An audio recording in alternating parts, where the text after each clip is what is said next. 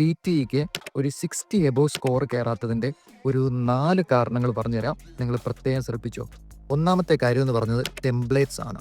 നമുക്കറിയാം സ്പീക്കിങ്ങിൽ ഇപ്പോൾ ഔദ്യോഗികമായിട്ട് ടെംപ്ലേറ്റ്സ് ഒക്കെ ബാൻ ചെയ്തിട്ടുണ്ടെന്ന് നമുക്കറിയാം. എങ്കിലും കണ്ടന്റുകളൊക്കെ കൂടുതൽ ഉൾപ്പെടുത്തി പറയാൻ പറ്റുന്ന ടെംപ്ലേറ്റുകളൊക്കെ നമ്മൾ ഇപ്പോഴും ഉപയോഗിക്കുന്നുണ്ട്. പക്ഷെ അത് നല്ല രീതിയിൽ ഉപയോഗിക്കാത്തത് സ്കോർ കുറയാനൊരു പ്രധാന കാരണമാണ്. ഇൻക്ലൂഡിങ് നമ്മുടെ എസ് ഐക്ക് ആണെങ്കിൽ പോലും നമ്മൾ ടെംപ്ലേറ്റുകൾ ഉപയോഗിക്കാറുണ്ട്. പക്ഷേ അത് നല്ല രീതിയിൽ ഉപയോഗിച്ചില്ല എങ്കിൽ നിങ്ങളുടെ സ്കോറിനെ അത് ബാധിക്കും. രണ്ടാമത്തെ കാര്യം എന്ന് പറയുന്നത് വീക്ക് വൊക്കാബുലറി ആൻഡ് കൊളോക്കേഷൻ. നമുക്ക് ഗ്രാമർ കൊണ്ട് മാത്രം ഒരു ഭാഷ കൈകാര്യം ചെയ്യാൻ സാധിക്കില്ല. അതിന് നല്ല വൊക്കാബുലറി വേണം, കൊളോക്കേഷൻസ് അറിഞ്ഞിരിക്കണം. എസ്പെഷ്യലി ടിയിൽ റീഡിങ് ആൻഡ് ലിസണിങ്ങിന് കൊളോക്കേഷൻസ് നിർബന്ധമായിട്ട് അറിഞ്ഞിരിക്കണം. അതായത് സ്ഥിരമായിട്ട് വരുന്ന വാക്കുകൾ, അതിനെക്കുറിച്ചൊക്കെയുള്ള വീഡിയോസ് ഞാൻ ചെയ്യാറുണ്ട്. അപ്പോൾ നിങ്ങളത് ശ്രദ്ധിക്കുക, നിങ്ങൾക്ക് വളരെ ഇമ്പോർട്ടൻ്റ് ആണ്. മൂന്നാമത്തെ കാര്യം എന്ന് പറയുന്നത് സ്പെല്ലിംഗ് ആണ്. ഏറ്റവും കൂടുതൽ സ്റ്റുഡൻസ് വരുത്തുന്നത് നിസ്സാരമായ സ്പെല്ലിംഗ് മിസ്റ്റേക്കുകളാണ്.